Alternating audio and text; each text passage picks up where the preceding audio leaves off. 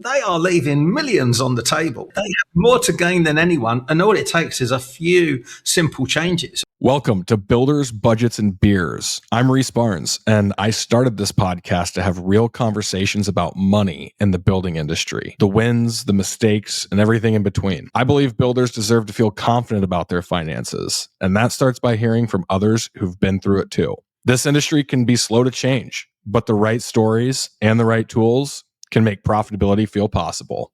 Let's get into it.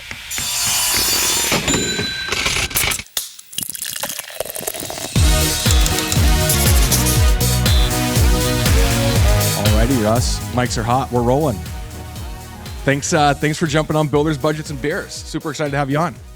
Oh, thanks for inviting me on. Really looking forward to the chat. Of course. Well, let's go ahead and jump in here. So, Russ, if you would, go ahead and give the listeners a little intro on yourself, what you've built, and honestly, I'd love to hear a little bit about your background as well and how you got into the thread of associations of professional builders.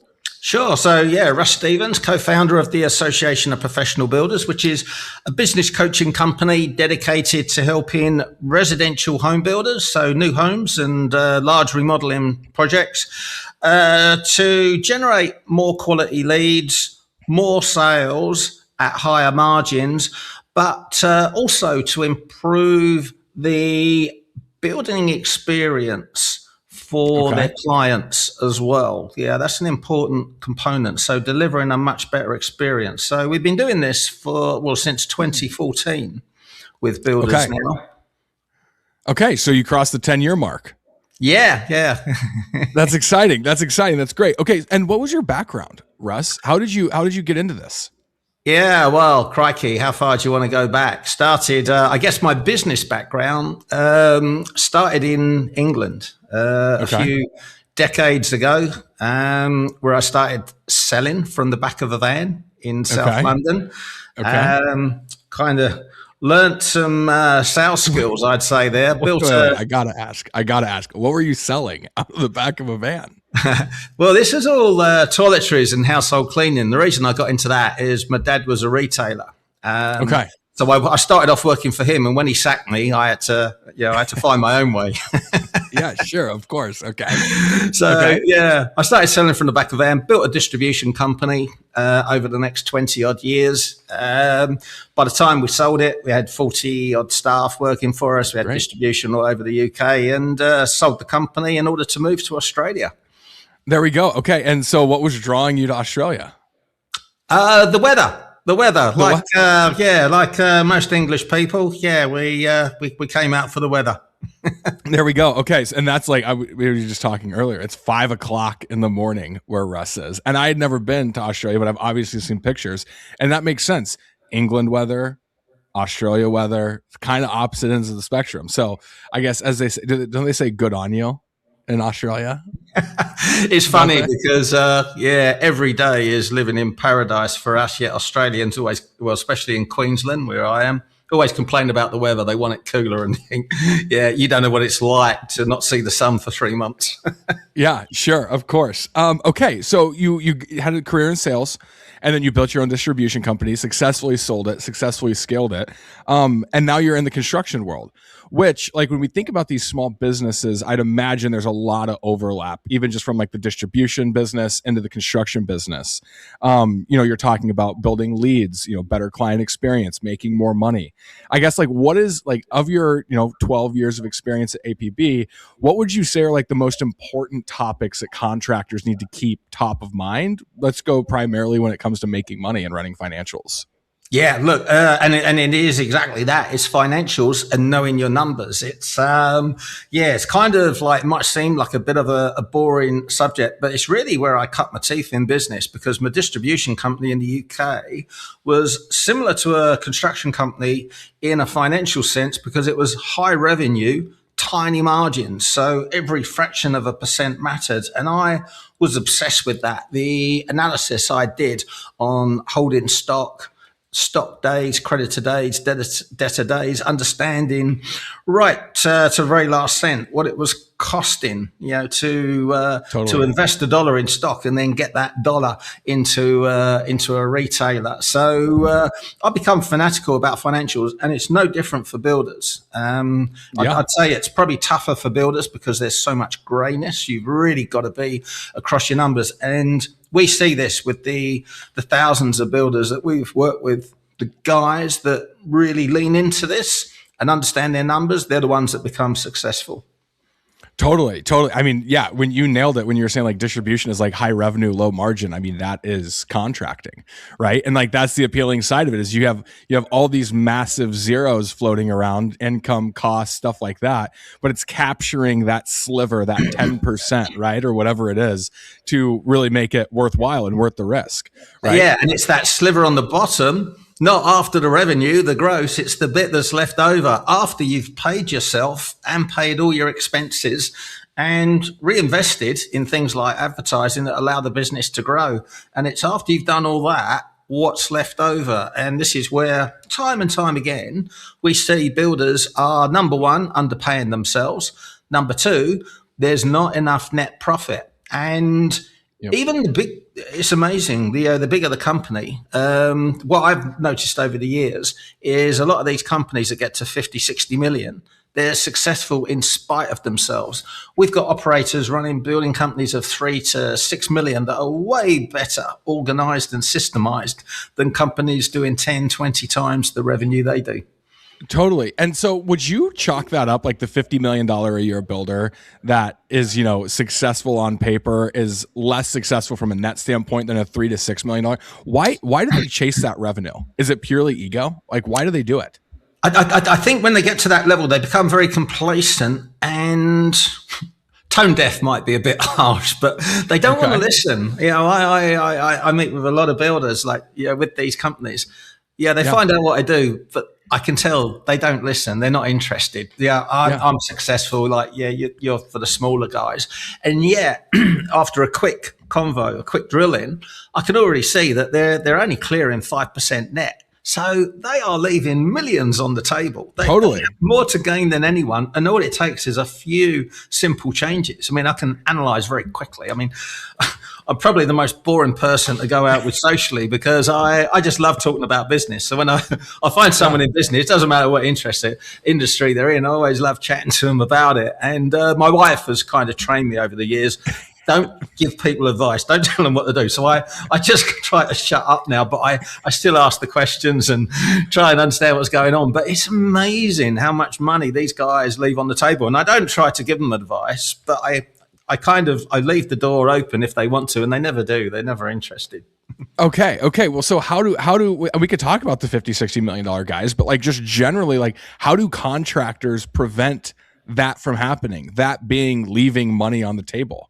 I tell you, it's I mean, there's a saying that probably doesn't relate to this, but it kind of does in some ways. So, how you start is how you finish. Okay. This really does. I see this in the age of a builder.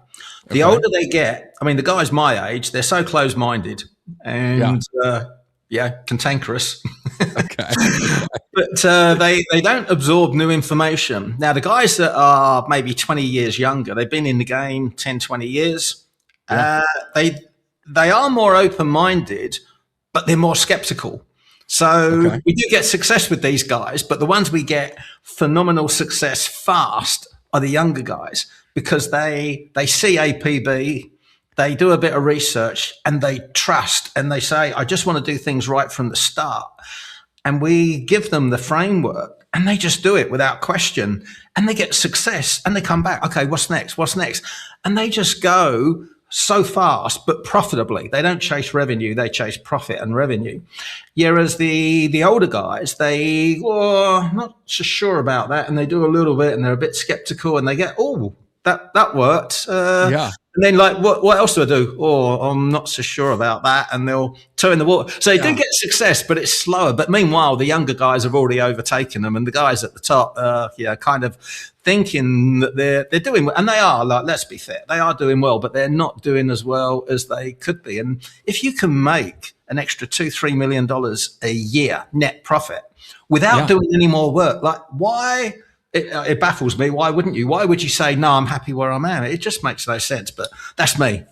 Yeah, of course. Well, it's kind of like that cartoon, right? It's like the salespeople are like rolling the rock that's carved into a wheel by the cavemen who are like trying to figure out how to move a heavy load. Yeah, way too busy. Yeah, and the cavemen are like, no, we got this. We got this, right? But no, I mean, I think that's like really what like plagues the industry, right? And that doesn't even just say like, the older guys, younger guys, like the generational skepticism, the urgency, the ability to apply, but it's even just like the people that make up this industry, right? Like they have to do so much to cut their teeth, and it is such a hard profession, right? And it is such a competitive environment, right? Like if you're a contractor, you're in a market, and it's not like there's no contractors in your market, right?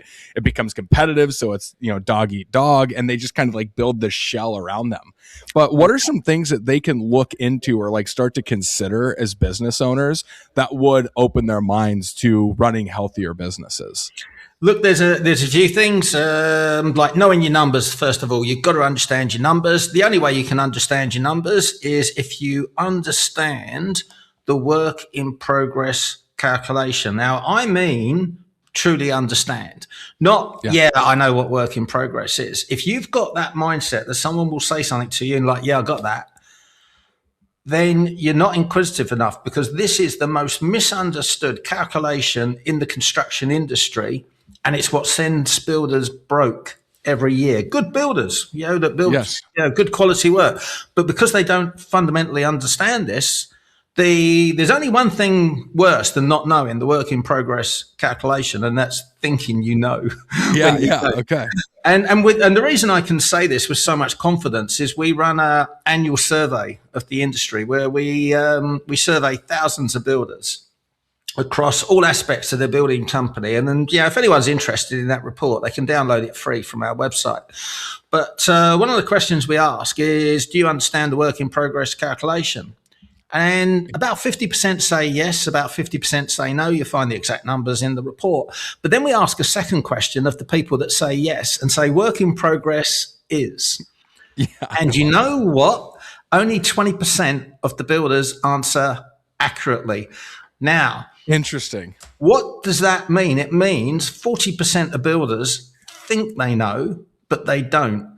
They're in a worse position than the 50% that openly say, I don't know. Now, either way, you're in the 90%. And if you're in the 90%, you do not know your numbers. And you can ask people like, are you doing financial reports every month?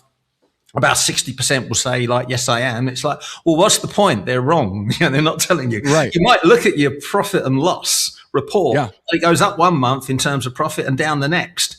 Yeah. No good looking at that. It's wrong. Yes. Why is it wrong? It's because you haven't done the work in progress accounting adjustment.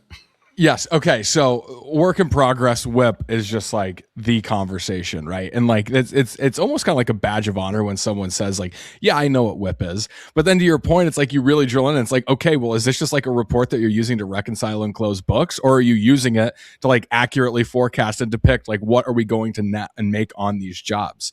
So I think for the listeners, like maybe you go in the formulas, I don't know, but like teach us like what is WIP? How do the listeners leave this conversation knowing and like confidently being able to answer the second question on your survey? Yes, I know, and this is what it is. Teach us. Yeah, okay. Well, I'll tell you what it's not to start off with, because this is what a lot of people believe it is. I've got plenty of work in progress. It's not that at all. It's also not what most accountants believe it is. And I'm talking about non-construction generalist accountants. Yep. These guys believe work in progress is a very different calculation. And the reason for that is it comes from the manufacturing industry, where they needed a formula to put a value on raw materials going through the manufacturing process. and they called it work in progress. And they calculated what these raw materials were worth as labor was added, and they became more valuable until they got to the finished product. So this is where the calculation comes from. And it's why non-construction accountants believe that work in progress is an asset, and they put it on a builder's balance sheet as an asset. Now, the truth is, and really, we can only blame ourselves for this, because the construction industry has taken a term that means something completely different to accountants and used it for the most important calculation in their accounts when it means something completely different. And in terms of new construction, it is always a liability. If you're in new construction, your work in progress is an asset, you've got way bigger problems. I can tell you from experience. So it's a liability. Now, what does that do? Well, a builder that's in new construction, and the bigger guys are the bigger problem in this, because if you're doing, say, 6 million a year, your work in progress liability is probably going to be in the region of $500,000. Now, if you're showing like a $200,000-$300,000 asset on your balance sheet, the reality is you're $800,000 worse off than you thought you were. And most builders are not ready to hear. They're not ready for that conversation. The arguments we've had over the years were like, that can't be right. My accountant said, nah, that can't be right. And they don't want to hear, because what we're actually telling them is you're not actually as successful as you thought you were. Totally. However, when they can't pay their tax bill for the third year running, then it's a case like, tell me, what am I doing wrong? And once they listen and start doing and take the hit, and it's not a pleasant experience. It really isn't. To see your balance sheet destroyed is not nice. But when you understand what is really going on in your business, what we see is builders get angry. First of all, why didn't anyone tell me this? Why didn't anyone tell me this? Why didn't my accountant know this? They get angry. But then they get really focused and they stop underpricing their jobs. And they go in with a determination and a confidence to the client, that's the price. And they're amazed that they can charge so much more. Then they become profitable and successful. Okay. So this isn't just as simple as like moving liabilities to assets to liabilities. So it's like, okay, now I got my WIP, it's all taken care of. So what are like the biggest barriers to tracking WIP appropriately? Look, it's just understanding, what it is. Maybe if I give you the explanation, the why, it will make a lot more sense. But if you're in new construction, typically, most builders, almost every builder, will front load their jobs, either intentionally or not. And there's nothing wrong with that. Creating positive cash flow in business is a good thing. So if you get 5% deposit, you put the slab down, maybe that's another 15%. Now you're up to 20. Then you get, the framing, 35%. All of a sudden, on $1 million contract, you've claimed $350,000 from the client. But if you're working on a 33% markup, which is 25% gross profit, which basically is the norm for a professional builder. If you're working on those ratios, then the whole contract is going to gross you a 25% margin, which would be $250,000. So if we're a third of the way through, what's that, 80 odd thousand gross. Now your accounts at this point, you've got $350,000 of revenue in your sales, but all your invoices haven't come in. And even if they had, because you're front loading, maybe there's 100,000. So what happens is your accounts now tell you in your profit and loss, you've made $250,000. You know that's not right, because your profit and loss is jumping all over the place. So you don't look at it, but you look at your balance in the bank. And in your calculations, I've got to pay them. And you think you're doing better than you are, because you've got positive cash flow. But the reality is that you've only made 25% gross on that 350,000, which is $85,000, rather than the 250,000 that has actually come in at that point. Now, the difference between the 250 and the 85 is what we call the work in progress accounting adjustment, and it's a liability. And you have to do a journal in your accounts every month, or your bookkeeper does. You just have to understand why they're doing it. And that will correct your profit and loss and correct your balance sheet. And now you can look at those figures month on month, and the margins won't move by a lot. And that is when you know you're doing this accurately. Yeah. Okay. That's beautiful. That's beautiful. Now, I do want to touch on one other piece. You mentioned pricing earlier, right? You mentioned like the frustration happens and then the focus happens and then they make their adjustments on pricing and they go into their clients and they're just like bold face, this is what it's going to cost. And the client obliges. Tell me a little bit more about that. Like, what are you seeing in terms of the outcomes when someone squares up their whip, they understand their balance sheets better, and now they're starting to pursue higher value jobs? Go ahead. Yeah, well, look, most of the industry uses the traditional model where they'll price a job by looking at the labor and materials and their cost of sale for the job, and then they'll add a percentage. Someone might have, a builder that, an older builder might have told them what to add to that in order to make a profit. But generally, no one really has a clear idea of what they need to add in their business. So they get this percentage, they add it, and they just hope to make a profit. Now, the beautiful thing that happens when a builder understands the work in progress calculation and they understand profitability is they no longer become fixated with what they're adding to their cost of sales. They get more fixated with what's left at the bottom, the net profit. Yes. And that's what we focus on. In terms of the builders we work with, the formula we give them to price their jobs, because it's not about adding a percentage to your cost of sales and hoping that you make money at the end of the year in terms of net profit. It's about understanding what your fixed expenses are. And those fixed expenses must include your salary at a market rate. And when I say a market rate, if you're working 60 hours a week, you got to bring in 2 people at least, maybe even 3 to work as hard and fast as you do. That's the reality. So what is that? Typically, it's about 5% of revenue. So if you're running a $6 million a year construction business, you should be putting through a $300,000 a year salary. Yeah. Not many builders do that. And you don't have to draw the money out as long as you're doing a journal. Now you've got your fixed expenses showing reality. And what we do is we look at the fixed expenses for a year. We'll divide that figure by the number of weeks in the year that the construction business is running. And then we'll divide that figure by the number of jobs they can run concurrently. And then we will divide that figure by 5 because there's 5 days in the week. Now we know how much it costs in fixed expenses to run each job per day. So when we're pricing a job, we don't just look at the cost of sales. Sure, we need that figure, but we need to look at the job schedule and see how long is this job going to run for. And we look at the number of days, and we put some contingencies in there as well for weather. But when we multiply that figure by our fixed expenses per day, now we know what the fixed expenses are going to cost to run that job. So we add that to the cost of sale. Now we got what we call our true break-even point. And anything we add to that is effectively net profit. And when builders start thinking about that, this is how they become profitable. And we find, from experience, builders love this calculator. They start using it.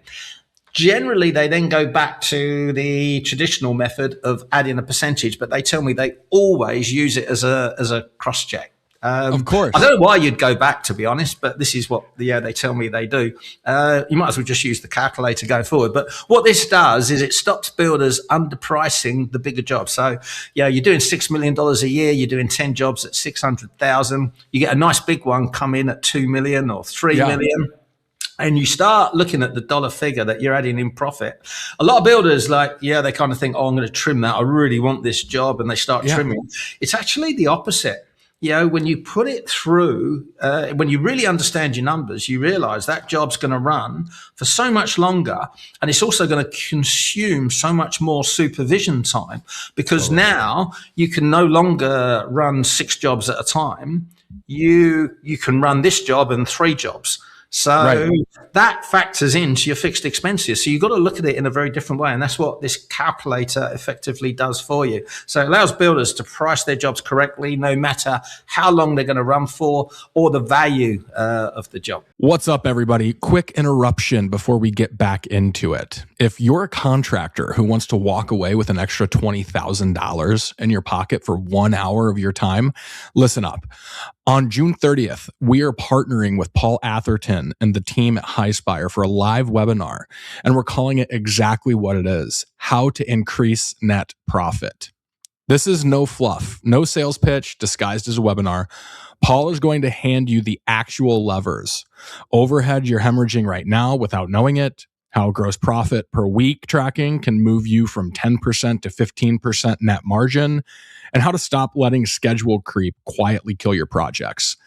Contractors who have implemented this stuff have saved upwards of $300,000 on their bottom line. One guy knocked $46K off his overhead in a single week.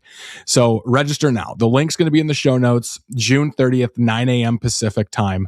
Don't miss it. I want to touch back on the like the $2 to $3 million job, controlling or reducing the amount of projects that you can actually take, because I think that's going to be an interesting piece. But really, like what this, it's like, it's turning your business into a business, right?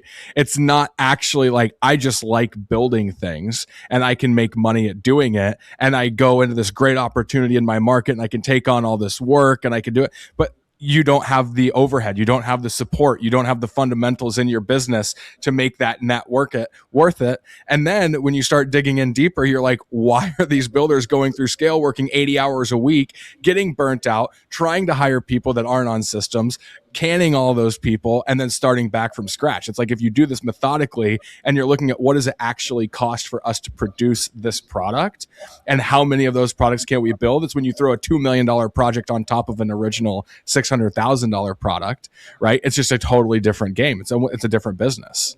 Yeah, and we hear this from a lot of guys. They're passionate about what they do, especially custom homes. They love what they do, and they're not so maybe interested in the business. And they do work long hours, and they do it for not a lot of money. And I always give this advice to guys. I say, go and get a job with someone else. You'll work less hours. You'll actually get paid a lot more. You'll be a lot happier, and they will look after you a lot better than you're looking after yourself. Why are you doing it the hard way? You're a great employee, but you're not a great employer. Right. Totally. For someone else. Yeah. Okay. And so, I just on that thread, do you think that people can become strong employers if they follow these steps, or do you think it's like, go ahead. Well, look, absolutely, because I think one of the fundamentals of being a good employer, it still comes back to knowing your numbers, because you've got to be profitable so you can attract the best talent and look after them. But culture is a real big thing. This is, it's kind of the stepping stones. Obviously, there's many levels to running a successful building company. Financials is always where we start, and then you need to ramp it up with the marketing. Then you need to understand how you can close those leads into sales, but then you got to start looking at culture, because culture will really determine the success of your building company as it grows. You've got to have your core values in place. And when you have a strong culture, you attract the right people, you attract the best people, you retain the best people, and you repel the people that you really don't want in your company. Totally. I feel like we could do an entire episode on culture, Russ. I feel like we could. Topic and such an important one. Yeah. Totally. Okay. But so let's go back to like the construction starts. Okay. And like how contractors actually do view, right? They're getting their traction. They know their numbers, right? They know WIP, they're pricing things out right. And then they get an opportunity at a 2-3x project, right? Talk to me a little bit about how contractors should look at managing that type of growth, how they should be looking at their starts, how they should be preparing for that type of growth once they do know their numbers and all their WIP. Yeah. Look, my professional advice would be stay in your lane, just do the $600,000 jobs, because when you get a system going, that is when you become the most profitable. But most builders don't want to hear that, because they love the idea of doing this project. They fall in love with it. They're passionate about what they do. So, it's understandable. But I think every builder understands this, that, if you're going to take on a $3 million job, it's going to take a lot more supervision than a 600,000, which is quite well streamlined. We'll go through all your processes. There's going to be things that are going to come out, bite you. There's a lot more decision making. It's going to consume a lot more time of a supervisor. So that reduces your capacity, which obviously has an effect on your fixed expenses. So yeah, it's very important to understand that. And I guess one of the most common ones that we see is I talk to builders, what do you do? Is it new homes or remodeling? Well, I do a bit of both. I do 3 or 4 new homes and then I'll plug the gaps remodeling. Well, that's not as good a strategy as a lot of people might think, because you might think, well, I'm keeping my team busy, therefore I'm being more profitable. But the reality is these are 2 very different business models. And the way to be profitable is to be streamlined, systemized, follow a repeatable process. And you can't do that if you're doing new homes and remodeling. You're effectively running 2 companies. And obviously it affects your marketing as well, because if you're marketing for new homes and plug in the gaps, well, that's one thing. But you really want to double down on that and get it to a stage where you don't need to plug the gaps with other projects. But if you're doing it intentionally in your marketing and new homes remodeling, well, you're actually hampering your marketing efforts. You're at a disadvantage. You're not a specialist. Yeah, all of a sudden, well, I don't want a new home and a remodel, so I'm not going to go to them. I'm going to go to the person that just does new homes. And you see it like new homes, remodeling, decks, industrial, commercial. Yeah. You're never going to find someone that wants all of those things. Right. But people think they're appealing to people that want one of them. They're not. They're appealing to the person that wants the whole lot done in one go. Yeah, totally. Okay, so your advice, and correct me if I'm misunderstanding, but like your advice would be like, if you start out in remodeling, get the remodeling business humming, build the processes, make it repeatable. Focus on that. Yeah. Only take on remodeling jobs.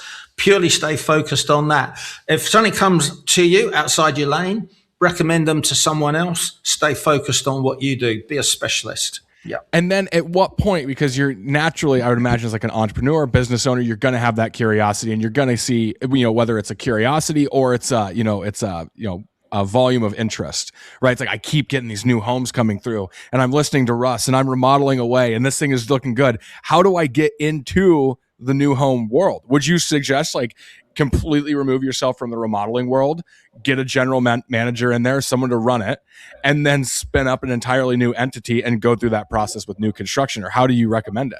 Yeah, look, there's a couple of options here. Generally, what we see is builders, like you say, they do start out doing remodeling and then they get to a point, 2-3 million, where they want to transition into new homes. And there's a very good reason for that. It is quite difficult to scale a remodeling company beyond 10 million. And that's because of the expertise required on site. There's a lot more decision making. There's a lot of stuff that you just don't know when you begin. And you just can't put inexperienced team members in charge of those decisions. So that hampers a company's ability to grow beyond 10 million in remodeling. Can be done, but it's a lot harder. The easier path, if there is an easy path in construction, is new homes. And this is why we see a lot of guys, they want to transition. So generally what they do is they do transition. So they start getting these inquiries, they start cutting their teeth on 1 or 2, but you have to make a call at some point. This is what I want to do. And at that point, you've got to refocus all your marketing on new homes. You're still going to pick up the remodeling projects in the background because you've got a reputation, you're getting recommendations, but your focus now needs to be just new homes. You don't want to do the new homes or remodeling path because that will hamper both areas of the business. Okay. So just hard and fast, keep it separate. Keep it separate. But you've got to be intentional. This is where business planning comes in, because this affects everything as well. It'll affect your company structure. So really, this is where it's good to speak with an expert. This is where coaches and consultants come into play, because why would you try and figure this stuff out on your own? You can talk to someone that's seen it 100 times before. They will give you the exact template, the path to follow. And when you follow a plan, it's like, you wouldn't build a home without plan and specifications and scope of work, because you can get in there, you can do that job in 26 weeks. When you're falling behind, when you're going off track. Why would you try to figure out this stuff in business on your own without a plan, just from someone that was building 20, 30 years ago when the industry was very, very different, and a lot of their experience just doesn't apply to modern builders. Yeah, totally. Okay. Well, and on that point is like with the planning, right? And with that, is that service that you guys provide over at APB? Yeah, I mean, this is exactly what we do: business planning. We figure out where the focus needs to be, and Yeah, then we guide the builder. Accountability as well is a big part of that, because of you course. know what it's like. It's tough in this game. The hours are long, but yeah, if we see a builder, I had one just the other month.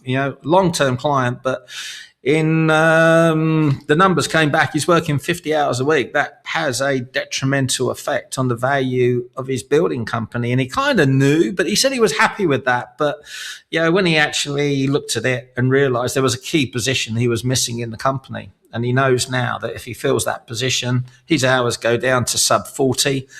Yeah. He's a family man. Why wouldn't you? I mean, it's all very well doing 50 hours if you want to and you're working on the business, but if you have to, that's a very different feeling. It's a very different thing. Okay. Well, and this is one little piece that we had talked about earlier. You talk about business valuations, right? Tell me a little about what you guys are doing over at APB in terms of business valuations. Yeah, look, there's always a strong connection between a business valuation and building a better business. Yeah, they are entwined. So I got quite fascinated with the whole valuation methodology. And what we put together was a tool that will analyze all aspects of a building company in order to establish what the likely value of that building company would be. And what we found by doing this, it doesn't really just apply to someone looking to sell. It really applies to anyone in business, because if you can work on your building company with a focus of making it more valuable to someone to buy, first of all, you make that company saleable, which means you no longer feel trapped. Too many builders I speak to, they're trapped because the company is worthless. They've got contracts, they can't leave. It's a terrible feeling to be in. Leads to a lot of depression and anxiety. But if you've got a company that that people would queue up to buy, Yeah. that gives you a level of freedom. And the beauty is, when you get to that point, you're no longer tied to the business either, because you've got a business that effectively runs without you. So it's understanding what the key levers are, the key positions that you need to have filled, not just with employees, but with management. Yeah, I'm talking about leadership level management. And when you understand all these different key metrics that you need to be working on, and how they affect evaluation, then you can get focused on fixing those over the next years. So by the time you are ready to sell, you're going to get top dollar. And I can tell you, we did a valuation on a building company, a long-term client of ours, actually. When he started with us, he was doing 1.5 million. Okay. He's now doing 15 million, but I did a valuation on the business. And I know what a $15 million a year building company should be worth, but he only achieved 40% of that value. And it was because there were two fundamental things he was missing. There was missing one key position, but also the profitability. He was underpaying himself. He was drawing it out of net profit. Therefore, he was underpricing his jobs. You've got to get your ratios right, because what buyers are looking for is transferability of cash flow and certainty. So they want to know that that business is going to operate without you, and they want to know that what they're buying, which is cash flow, it's net profit. They want to know that what they're paying for is going to continue with as much certainty as they can get. So the more certainty they can get, the higher the ratio they will pay for that cash flow. And when you've got low certainty, they're not going to pay very much, which is why most building companies are not worth anything at all. Interesting. I love that. So how do they get a valuation from you guys? Well, we haven't launched this tool yet, but what I can tell you is the business brokers that we've looked at are charging $5,000 or more for this level of reporting and service. But because we haven't launched it yet, what I said I'd be happy to do for the listeners on this show, I'd be happy to provide that report free of charge. So I think you've got a link that you can, you're welcome to share with your listeners. And what they can do, or you click on that link and it will ask you a series of questions about your business. Don't worry about trying to fill everything in if you don't know. Fill in as much as you can. If there's any crucial gaps, I'll come back and ask you a few a few questions. But when I've got enough information, we'll send you through the report completely free of charge. It will be very comprehensive. You'll see exactly what you're doing well, where the gaps are, what the value of your business is, and what it could be with a few small changes.